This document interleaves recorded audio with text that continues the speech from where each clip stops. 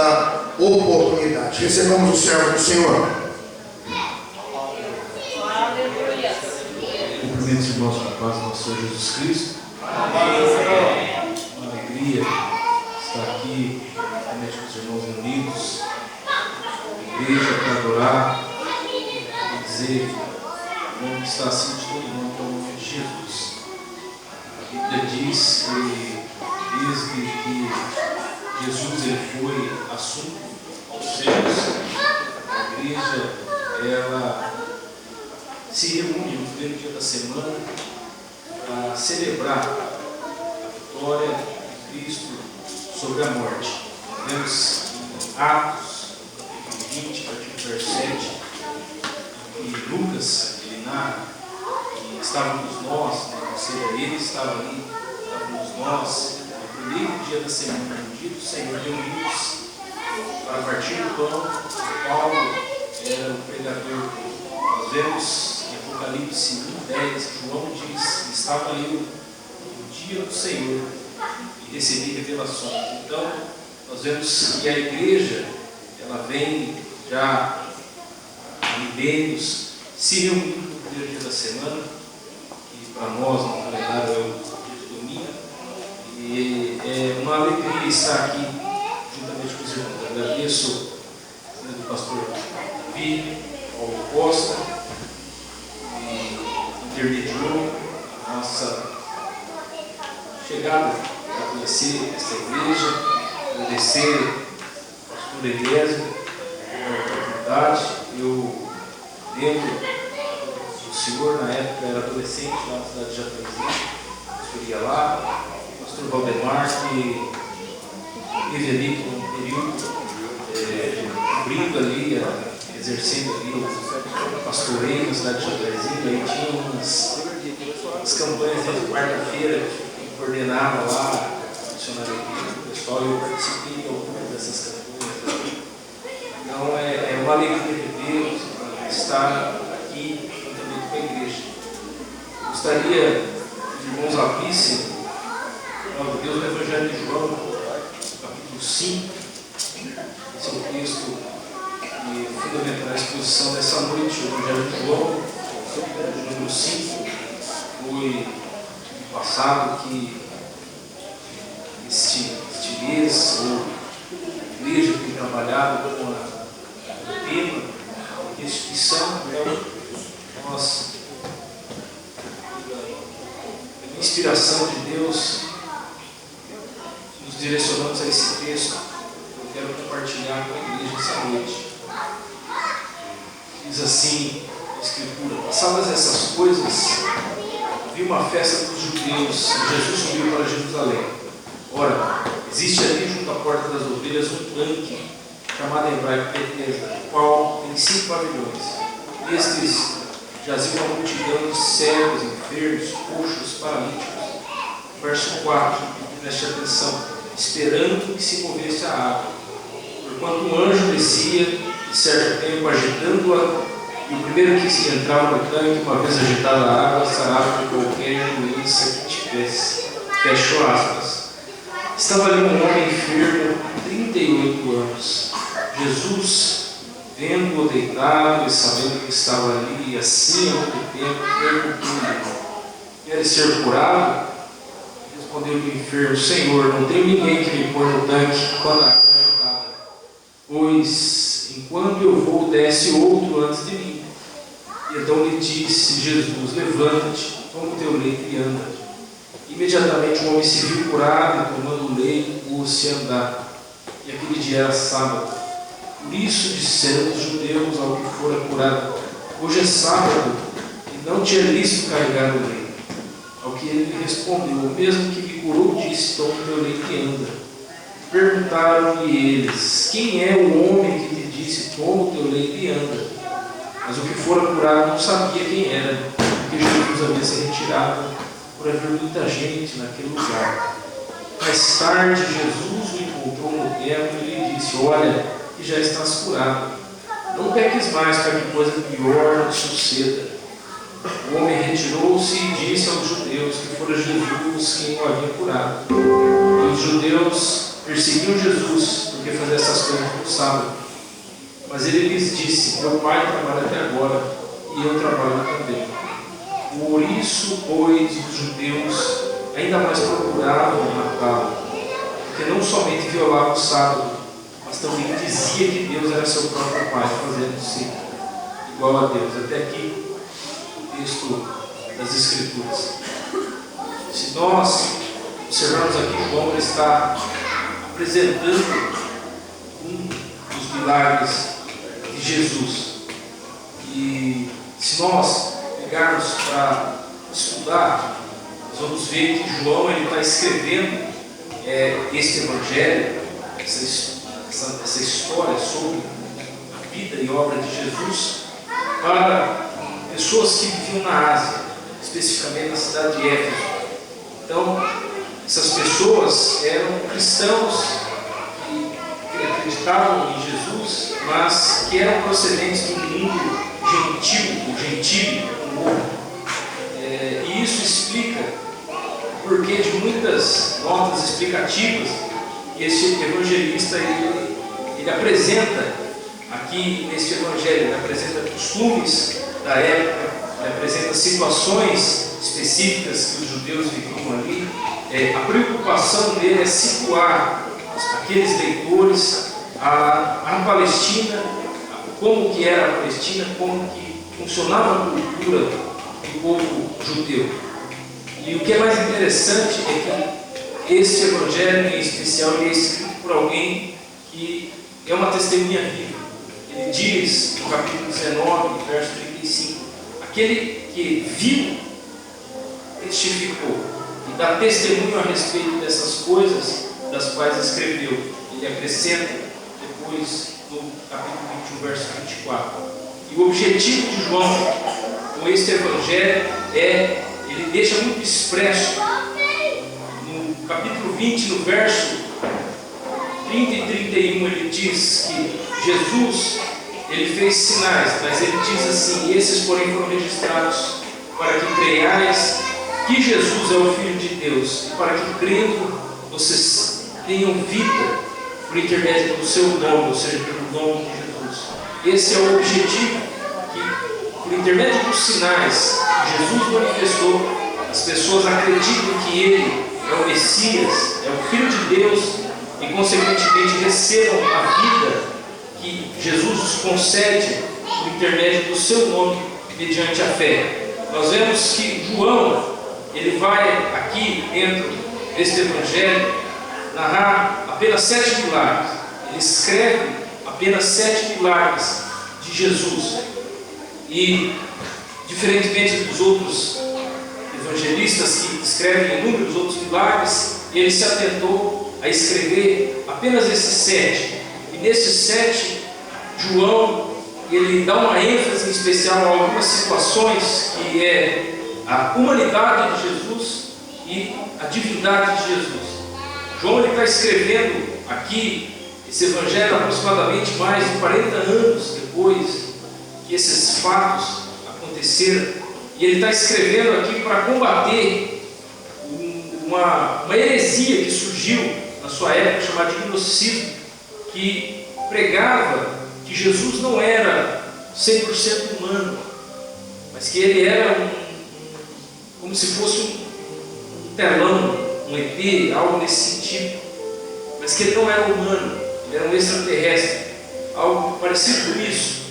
E então nós vemos que nesse evangelho João vai trazer algumas características, como que Jesus teve sede, que Jesus chorou. Ele apresenta características personalíssimas de um ser humano, sendo manifestas naquele que é o Filho de Deus, para combater essa heresia que havia surgido naquela época. E ele foca nesses 7 milagres, ele foca em apresentar 7 milagres. E nós vemos, no capítulo 2, ele vai falar da transformação da água em vinho, e um casamento na cidade de Caná da Galileia. E se nós observarmos no final ali do capítulo 2, João, ele vai dizer taxativamente assim, deu este princípio aos seus sinais. Ele vai dizer que com aquele milagre, Jesus ele dá o pontapé inicial no seu ministério. E depois ele vai narrar, no capítulo 4, ele vai falar sobre a mulher, o filho de um oficial do rei, que vai ser curado também por Jesus. E ele, no capítulo 4, a partir do versículo 54, ele vai dizer que esse foi o segundo sinal que Jesus ele fez. E na ordem cronológica dos milagres de João, esse, portanto, milagre que nós vemos aqui no capítulo 5, ele é o terceiro milagre de Jesus. E João narra esse milagre com o objetivo de mostrar que Jesus, ele é o Messias. E que quando nós lemos essa história, nós somos obrigados a crer em Jesus e a crer no seu nome. E dos capítulo 1 até o capítulo de número, do versículo 1 até o versículo de número 5, nós vemos que João, ele vai situar o seu leitor do lugar e da situação em que esse milagre aconteceu. Nós vemos que após aproximadamente aí 4 meses que Jesus ele vive ali nas regiões da Galileia, fazendo milagres, Jesus volta para a cidade de Jerusalém. E quando ele volta para a cidade de Jerusalém, estava havendo uma festa entre os judeus. E há muitos comentaristas que expõem as várias festas que haviam dentro dos judeus, mas aqui, a princípio, ao que se parece, se tratava do Ano Novo Judaico. Se tratava daquilo que eles chamavam de Festa das Trombetas, uma festa de comemoração, e o povo se alegrava naquela festa. E enquanto o povo chegava-se à cidade de Jerusalém para comemorar o Ano Novo Judaico, nós vemos que Jesus ele se dirige para um tanque, para um lugar onde havia um tanque, e um tanque chamado Betesda. A palavra Betesda significa Casa de Misericórdia. E esse tanque, a Escritura nos diz que ele ficava próximo a uma entrada da cidade. A cidade havia muros e os muros, e havia várias portas. E uma dessas portas era chamada a Porta das Ovelhas, que era a porta a qual esse tanque ficava próximo, que era uma porta reconstruída na época de Neemias, e foi outorgado esse nome porque era por ali, porque ela ficava próxima ao templo, e por isso, por ficar próximo ao templo, então as ovelhas que eram levadas ao templo para serem sacrificadas, elas passavam ali por aquela porta. E ao que parece, naquela proximidade, né, no verso 3 vai nos dizer que naquela proximidade, perto da porta, perto desse tanque que era conhecido como Casa de Misericórdia, havia, verso 3 diz, pavilhões, 5 pavilhões aproximadamente, e uma multidão de pessoas, uma multidão de enfermos, todas as classes de enfermos, pessoas cegos, coxos, paralíticos, né? Havia uma multidão de pessoas ali sofrendo, pessoas deformadas, pessoas amassadas emocionalmente, pessoas com o coração sangrando, de feridas emocionais, de feridas físicas também. Havia uma multidão de pessoas ali. E a Bíblia diz no verso 4 que naquele tanque, e se você observar muito bem esse texto na sua Bíblia, provavelmente ele vai estar dentro de uma chave ou dentro de um parênteses desse verso 4, vai dizer que naquele lugar, e esse verso 4 ele é uma explicação do porquê que havia aquela multidão ali. Ele diz, havia um tanque e que provavelmente descia um anjo que agitava aquela água, e o primeiro que entrasse naquela água era curado. Só que esse texto ele está dentro de uma chave, dentro de um parênteses. Se você ver na sua Bíblia, você vai ver que isso está bem expresso, se dá, porque ele é uma explicação. Esse texto ele se encontra nessa chave porque ele foi inserido por um copista do Evangelho, e ele foi aparecer provavelmente por volta lá do século II para explicar a razão daquela multidão estar ali. Se nós pegarmos Tertuliano de Cartago, do ano de 145 a 220 depois de Cristo, ele comentando o Evangelho de João, ele diz que essa passagem ela foi inserida para explicar a razão que aquele povo estava ali, e que, ao que parece, existia uma crença, uma crentice folclórica, existia uma superstição dentro da mente do judeu, que naquele lugar uma água era agitada e um anjo descia ali. E isso é algo muito parecido ao que nós vemos nos dias de hoje. Pessoas que creem em superstição, creem em crentice folclórica. E isso fica muito evidente quando nós observamos que, se nós observarmos a forma de Deus atuar e de Deus trabalhar nas Escrituras, nós vamos ver que Deus nunca utilizou de anjo para curar ninguém. E Deus também não possui um modus operandi de que quem chega primeiro é curado.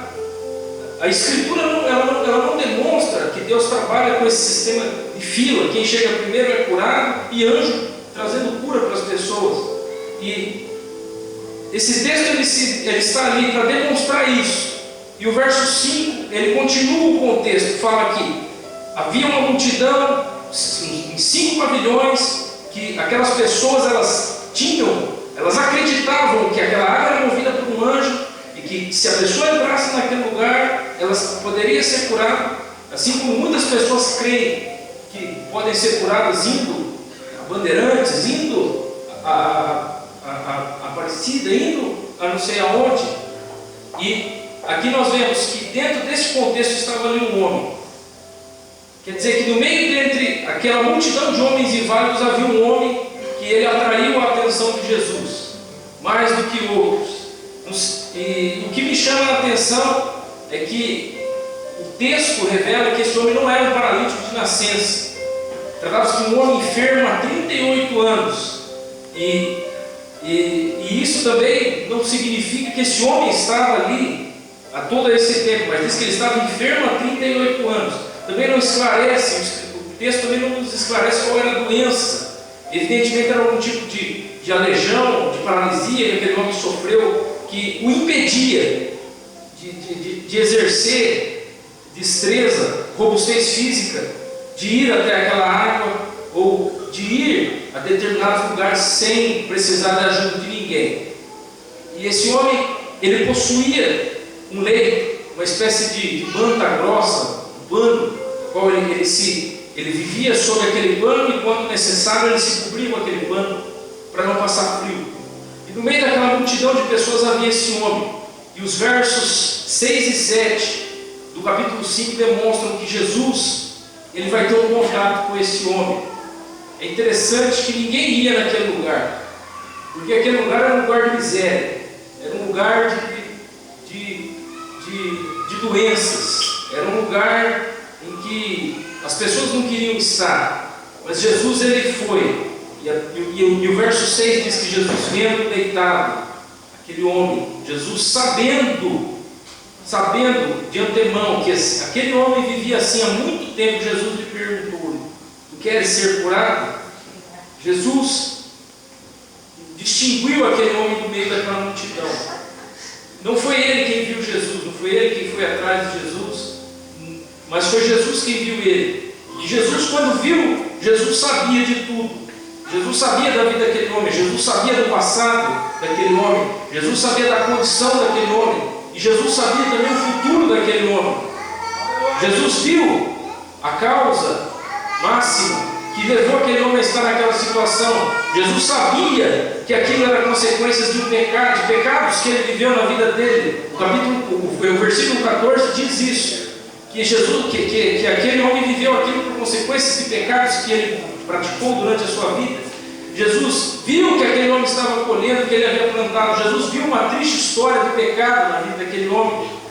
Mas Jesus também viu que aquele homem tinha uma doença que era incurável. Por isso Jesus foi ao encontro dele. Jesus viu, Jesus diagnostica a doença, e Jesus toma a iniciativa, aborda aquele homem e apresenta para ele a porta da esperança e diz: tu queres ser curado?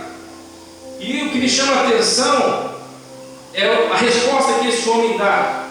O verso 7 do capítulo 5 diz que este homem responde a Jesus: Senhor, eu não tenho ninguém que me põe no tanque quando a água é agitada, pois enquanto eu vou, desce outro antes de mim.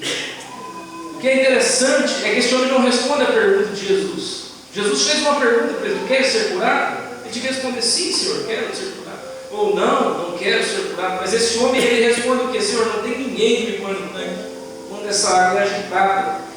E aqui nós conseguimos entender, porque quando você faz uma pergunta para uma pessoa, a pessoa não responde, é porque a cabeça dela está em um turbilhão, ela está numa outra dimensão.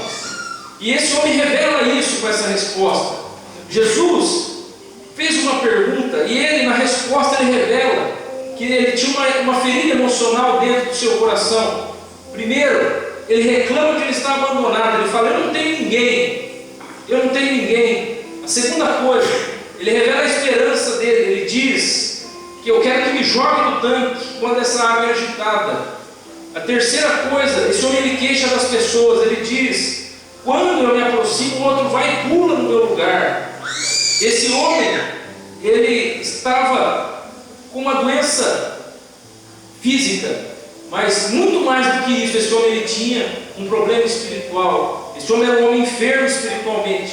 Esse homem, ele precisava lidar com dramas da sua consciência. Esse homem precisava lidar com dramas de abandono da sua família, de abandono das pessoas de que ele gostava. Esse homem tinha que lidar com a solidão que ele estava vivendo. Esse homem lidava com a amargura que ele tinha por atos que as pessoas praticaram ou deixaram de praticar para com ele. Esse homem, ele tem problemas de rejeição dele mesmo, de rejeição das pessoas para com ele.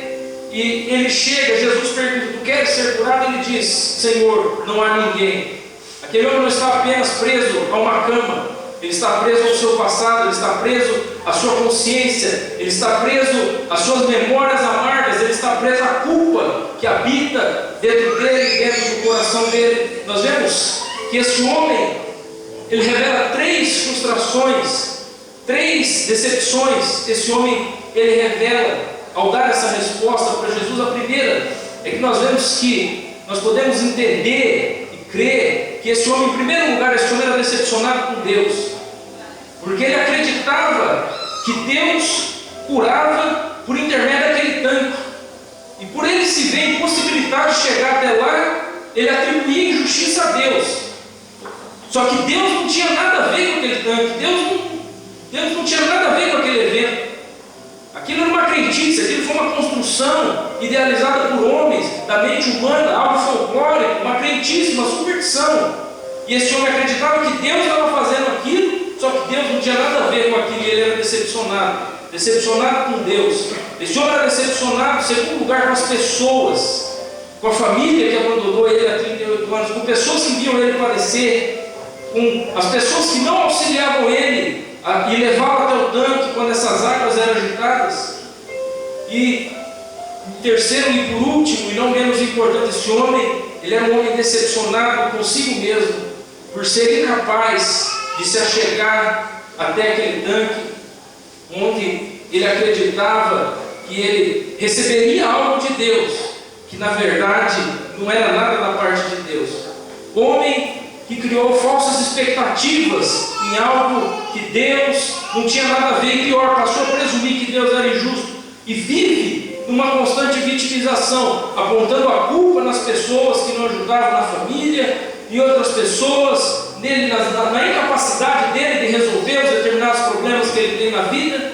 E nós podemos entender e compreender à luz da palavra de Deus, e nós podemos entender também o porquê que João está apresentando esse milagre em especial, diferentemente de uns outros evangelistas que nenhum apresenta esse milagre. João está querendo demonstrar que esse homem é a representação da humanidade que está espiritualmente lançada em um tanque de falsas esperanças, mesmo estando diante delas aquele que tem todo o poder para curar, para resolver os problemas que você vive, para resolver os problemas da sua família, para resolver os problemas de solidão, para resolver os problemas de depressão, para curar você dos traumas do seu passado, para trazer salvação, para trazer luz, para trazer alegria, para trazer brilho, para trazer bênção, para te trazer a vida eterna e te tirar dessa vida de destruição e de pecado e de doença.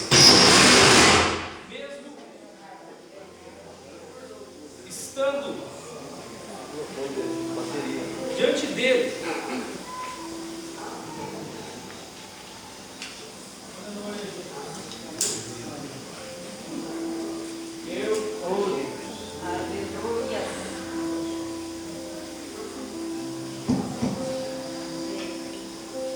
por isso Jesus vai até esse homem, e sem esse homem manifestar fé ou algo parecido, Jesus diz para ele, verso 8: toma teu leito e anda, levanta-te, toma teu leito e anda. E aqui nós vemos, Jesus não faz nenhuma ostentação de poder, ele humildemente chega até aquele homem e pronuncia palavra, e ele é o Verbo vivo que se fez carne e habitou entre nós, e por isso o corpo daquele homem recebeu poder e energia. E a parte A do versículo 9 diz que imediatamente aquele homem se viu curado. Mais uma vez a glória do Filho de Deus aparece claramente revelada, e imediatamente, instantaneamente, não é algo paulatino. Às vezes a gente vê algumas coisas paulatinas acontecendo, né? Aqui não, aqui foi algo instantâneo. E o que me chama a atenção é isso, que esse homem não manifesta nenhum tipo de fé em Jesus. E aqui o autor ele quer fazer um contraste entre o filho do oficial que Jesus cura, onde ali ele fala, lança uma palavra, lá vai ser curado. Aqui não, aqui João está querendo mostrar algo diferente, um contraste. Ele quer mostrar que sem expressar nenhum tipo de fé, esse homem recebeu um milagre. E João quer mostrar isso, as diferentes formas, as multiformas de atuação de Jesus, do Filho de Deus. E Jesus diz 3 palavras para aquele homem: levanta-te. Jesus diz, toma o teu leito. E Jesus diz, anda. Jesus diz para aquele homem, você não vai mais ficar no chão imóvel. Jesus diz para aquele homem, você não vai mais precisar de alguém para te ajudar a carregar algo. Jesus diz, você não vai mais precisar se arrastar, mas você vai andar. E pelo poder da palavra de Deus, não é na nossa, não é na minha, não é na de ninguém, é pelo poder da palavra de Deus, ele recebe, e o milagre acontece. E esse homem não diz nem muito obrigado para Jesus. E o verso B, a parte B do verso 9 diz que aquele dia era sábado. E com isso, João, ele encerra a história do milagre, e ele passa a demonstrar o impacto que esse milagre de Jesus teve na sociedade. E ele faz a narrativa desse impacto que esse milagre teve por intermédio de 3 encontros. Ele apresenta, primeiro, o impacto do milagre por intermédio do relacionamento do paralítico com os religiosos judeus. Depois ele apresenta o impacto que teve de Jesus com o paralítico numa conversa. E depois ele apresenta o impacto que esse milagre teve do encontro de Jesus com os religiosos judeus.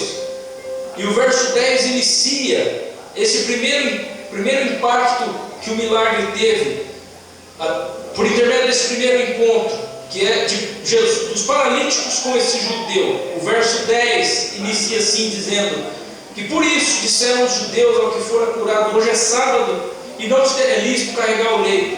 Ou seja, eles queriam dizer para aquele homem, é contra a lei o que você está fazendo. Deuteronômio dizia, Jeremias repreendiam. E João, ao que parece, demonstra que este paralítico, ele era uma pessoa conhecida, porque quando eles viram ele, eles sabiam quem era ele. E os fariseus, ao verem aquele homem que estava há 38 anos doente, que estava há muito tempo ali naquele tanque, eles deveriam perguntar automaticamente o que aconteceu com você? Como que você está andando agora assim, do nada? Eu te vi meio-dia ali, parado, e agora você já está aqui. Mas nós conseguimos entender o seguinte, que a religiosidade, o legalismo religioso impediam os religiosos judeus de verem a verdade. Ainda que a verdade, ainda que o milagre fosse visível, palpável, e a religiosidade, o legalismo deles impediam eles de ver aquilo. Em vez de ficarem alegres ou quererem entender o porquê do milagre, eles falam: não é lícito, você está infringindo a lei. E aqui é uma coisa que nós precisamos se preocupar, porque às vezes nós queremos colocar filtros no agir de Deus. Nós queremos travar a obra de Deus. Nós queremos travar a forma que Deus opera. E às vezes nessa ânsia não conseguimos ver o milagre. E é interessante, o verso 11 apresenta a resposta desse homem. Ele diz para aqueles judeus: a pessoa que me curou mesmo, que me curou, disse: toma teu leito e anda. E os judeus, verso 12, perguntam: mas quem que foi esse que te disse, toma teu leito e anda? Eles não perguntam assim: quem que te curou? Isso é interessante, porque eles não tinham: quem que te curou? Eles não perguntam, eles só falam assim: quem que te mandou pegar o leito e anda? Ou seja, eles querem saber quem foi o transgressor da lei, não querem saber quem fez o milagre. Mas aí o verso 13 diz: o que fora curado não sabia quem era, porque Jesus havia se retirado por haver muita gente naquele lugar. O homem que foi curado, ele não tinha a informação da identidade do benfeitor, porque Jesus, depois de operar o milagre, desapareceu daquela multidão de doentes, porque o milagre era específico para aquele homem. E nós vemos o segundo impacto desse milagre, narrado pelo encontro de Jesus com esse paralítico. E daí diz, verso 14, mais tarde, Jesus, ele encontra no templo aquele homem e diz: olha, vejo que estás curado. E Jesus diz: não peques mais, para que coisa pior não te suceda. Aqui nós vemos que este encontro ele não é casual, porque o texto diz: Jesus o encontrou. Se Jesus encontrou, é porque Jesus foi atrás dele. E aí nós vemos aqui, esse homem poderia estar, depois de estar andando e de estar no templo, que é uma coisa muito interessante, que a lei proibia o paralítico de estar no templo, e agora ele já está ali no templo. E talvez esse homem poderia estar pensando que ele recebeu tudo de melhor, tudo de bom, o de melhor que ele poderia receber, ele já recebeu.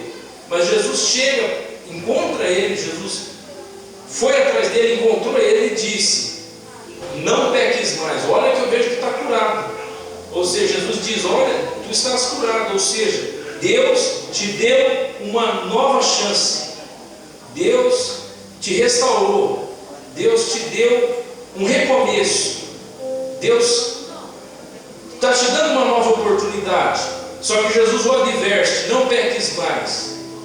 Jesus aqui diz que o resultado da enfermidade que assolou aquele homem era em razão de pecados cometidos por ele.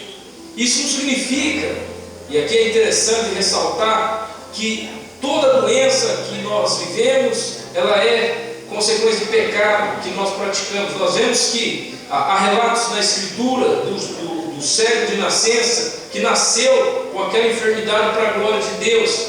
Não é isso. Não estou querendo dizer que toda doença é consequência de pecado, mas no caso desse homem era.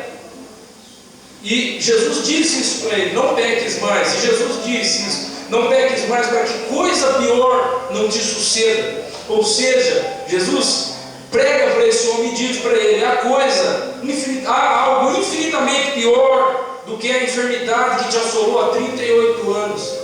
E o que é pior do que uma enfermidade que te assola há 38 anos, que te impede de andar, que te impede de chegar onde você quer? Jesus está expondo para ele: há coisa pior que isso. E é o que? É o inferno, é uma condenação eterna, um sofrimento eterno, um juízo de Deus. Jesus chama esse homem ao arrependimento, porque tem coisa pior do que passar 38 anos de uma enfermidade. Jesus adverte esse homem que há um sofrimento eterno, há algo infinitamente pior que a humanidade vai sofrer. Há um dia do juízo, há um dia marcado em que a humanidade receberá a punição, a condenação pela forma que vivem numa vida de pecado, numa vida de destruição, numa vida em que as pessoas, elas deixam Deus de lado e eles estão vivendo do jeito que eles querem, fazendo aquilo que eles querem. O apóstolo Paulo narra na carta dos Romanos que os homens, conhecendo a glória de Deus, eles mudaram a glória de Deus e eles ofuscaram a glória de Deus, passaram a servir a si mesmos, passaram a servir as coisas criadas por Deus, passaram a servir aos animais, passaram a servir ao dinheiro, passaram a servir a riqueza, passaram a servir o poder, e isso fez com que Deus entregasse os homens para fazer aquilo que eles querem fazer, e nisso surge uma consequência de pecados que Paulo vai narrar lá no capítulo de número 1 da carta aos Romanos, onde ele fala que os homens são injuriosos, soberbos, presunçosos, inventores de males, nécios, infiéis nos contratos, desobedientes aos pais e mães, sem afeição natural, sem misericórdia, desonrando o seu próprio corpo para sua própria torpeza, varão com varão e mulher com mulher, e assim vai indo. E é assim que a sociedade está vivendo, de uma forma como se Deus não existisse. Só que a Escritura está dizendo que aí que eles estão acumulando para si o juízo, eles estão acumulando para si uma condenação eterna. E Jesus está aqui falando para esse homem, em especial, dizendo: há coisa pior do que padecer 38 anos de enfermidade. Você recebeu um milagre, você pode recomeçar, mas mude a sua vida. Jesus adverte esse homem do sofrimento. E o que é interessante é que esse homem se retira e vai até os judeus e diz quem havia curado ele. Verso 15: o homem se retirou e foi aos judeus e disse que fora Jesus que havia o curado. Não se sabe se ele foi entregar Jesus em especial, mas a palavra chegou. A palavra de Deus entrou no ouvido e saiu pelo outro. E é assim que o texto termina. A vida deste homem que recebeu esse milagre. E nós vemos o terceiro impacto desse milagre com o encontro de Jesus com os judeus. Verso 16 diz: e os judeus perseguiam Jesus porque fazia essas coisas no sábado. Perseguiam por quê? Porque ele fazia o bem. Ao que parece, houve um diálogo entre Jesus e os judeus, mas o texto não diz com tanta precisão. Mas o verso 17 apenas diz que Jesus disse-lhes: o meu Pai trabalha até agora e eu trabalho também. Quando Jesus diz isso, meu Pai trabalha até agora e eu também, ele expressou que ele era igual a Deus. Porque o judeu, ele não usava meu Pai, ele usava meu Pai, Abba, não é no original grego Abba, né? O judeu não tinha essa coragem, né, de transmitir essa intimidade. Mas Jesus fala: meu Pai trabalha até agora e eu também trabalho. Porque quando Deus descansa da criação, e da criação Deus descansa até hoje, porque a princípio nós daqui, de acordo com a Escritura, não temos conhecimento de que Deus continua a criar coisas. Da criação Deus descansa até agora, mas trabalhar não parou de trabalhar, ele trabalha até hoje, ele sustenta o universo. E Jesus está dizendo isso: meu Pai trabalha até agora. O homem não foi feito para ser senhor do sábado, mas o sábado que foi feito para ser senhor do homem. O sábado foi feito para o homem descansar, mas o judeu ele foi criando interpretações da lei, que chegou ao ponto de levantar um copo de água ser transgressão à lei. Não era isso. O espírito da lei, né? O espírito da lei não era esse, mas a interpretação minimalista dos judeus foi levando a esse ponto. Jesus vem e quebra isso e mostra: meu Pai trabalha até agora e eu trabalho também. E aqui eu convido os irmãos para ficarem em pé para nós fazermos essa aplicação desse capítulo. Primeira coisa que nós entendemos é que Deus, ele não precisa da fé humana para nada. O grande amor de Deus, a grande misericórdia de Deus, ela abençoa os pecadores, independentemente de eles expressarem fé, deles expressarem gratidão, deles expressarem devoção a Ele. A chuva vem para todos, o sol vem para todos. O agricultor crente colhe milho e soja, o agricultor incrédulo também vai colher milho e soja. O trabalhador vai receber um salário, que crê em Deus, o que também não crê vai receber de igual forma. Então nós entendemos que Deus abençoa os seres humanos, pela sua misericórdia, pelo seu amor. A outra coisa que nós entendemos é que nem todas as pessoas que recebem favores de Deus, elas vão se converter, elas vão receber a palavra de Deus e vão acreditar e vão ter essa experiência espiritual da fé e mudar, e serem transformadas e mudarem.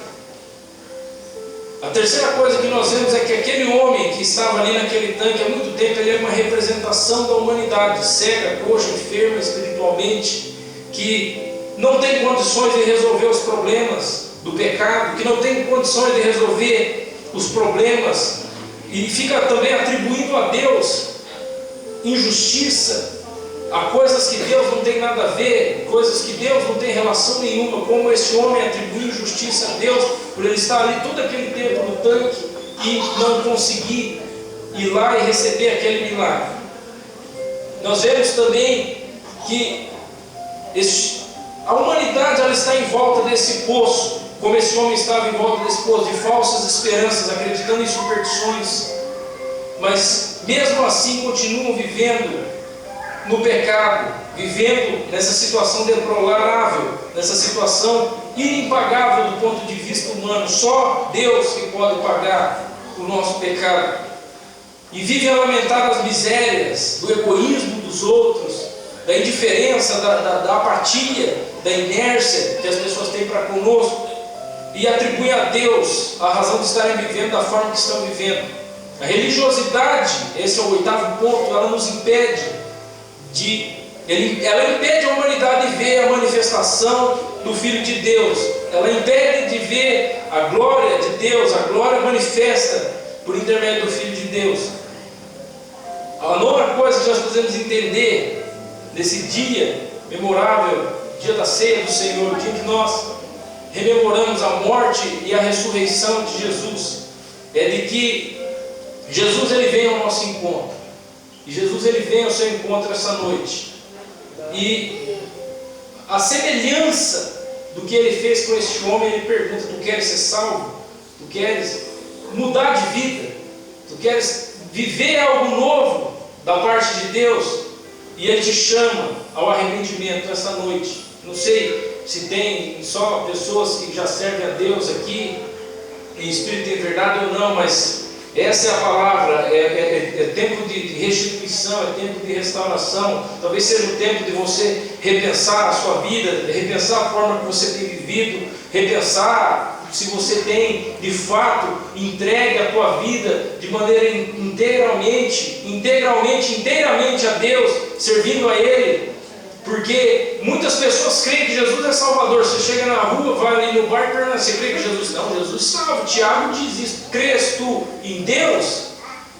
Pois bem, o diabo também crê e o diabo estremece. Está lá. Então crê que Jesus salva, crê que Jesus é Deus, isso aí todo mundo crê. Mas você crê que Ele é seu Senhor. A palavra Senhor significa, consequentemente, que você é servo. Significa, e servo no grego doulos é escravo. Então, ou seja, eu tenho um Senhor e eu sou escravo dele. Eu vivo agora para Ele. Então a ideia é essa: você se arrepender e ter Jesus como teu Senhor e como teu Salvador, e mudar, e haver uma mudança, você entregar os seus caminhos para Ele.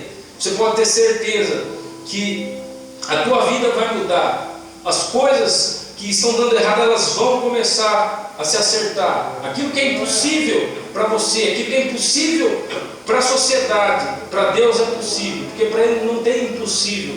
Ele pode todas as coisas. Nenhuma lei, Ele não está sujeito a nenhuma lei humana, nenhuma lei física, nenhuma lei da matemática, nenhuma lei da química. Ele pode todas as coisas. Ele é Senhor. Ele é Senhor de tudo, Ele é Senhor de todos. O Salmo diz: o Senhor é a terra e todas as coisas que nela há. Então, se você entregar os seus caminhos a Deus, você pode ter a plena convicção de que o milagre vai acontecer, que a restauração que você precisa, ela vai acontecer. E Jesus nos chama a esse arrependimento. E eu te convido você a se arrepender dos seus pecados, a entregar a sua vida para Deus e a crer que Ele é o seu Senhor e Salvador. Você pode ter certeza que o sobrenatural vai acontecer na tua vida. Vamos orar, vamos agradecer a Deus. em nome de Jesus. Senhor, nós nos colocamos na sua presença, agradecidos a Ti pela sua palavra, agradecidos pelo dom que o Senhor nos deu, que é a salvação, que é em Cristo, pela graça maravilhosa que se manifestou.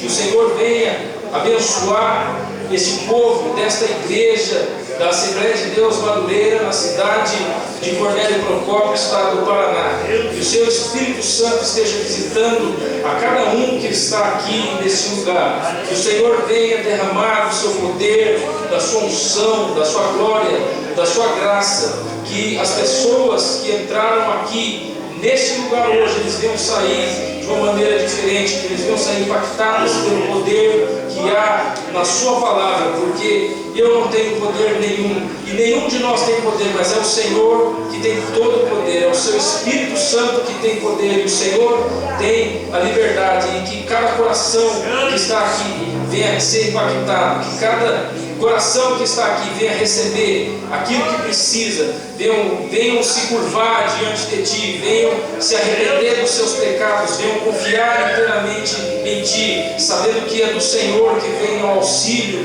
que é do Senhor que vem a força, que é do Senhor que vem a salvação, que é do Senhor que vem a rendição, que é do Senhor que vem a remissão dos pecados, que é do Senhor que vem a graça, a glória, o poder, e que cada um que está aqui, o Senhor venha trazer à memória aquilo que dá esperança, aquilo que dá fôlego, aquilo que dá motivação para viver, que o Senhor venha ser a razão da vida dessas pessoas, que o Senhor venha fazer com que cada um venha guardar a sua palavra no coração, que as pessoas possam viver a sua palavra, que venham medir as suas ações por intermédio da sua palavra, venham aplicar a palavra durante a vida, durante as relações humanas, durante as relações familiares, durante as relações interpessoais, que o Senhor venha ser soberano e exercer a sua soberania na vida de cada um que está aqui. Eu oro e agradeço a Ti, em nome de Jesus.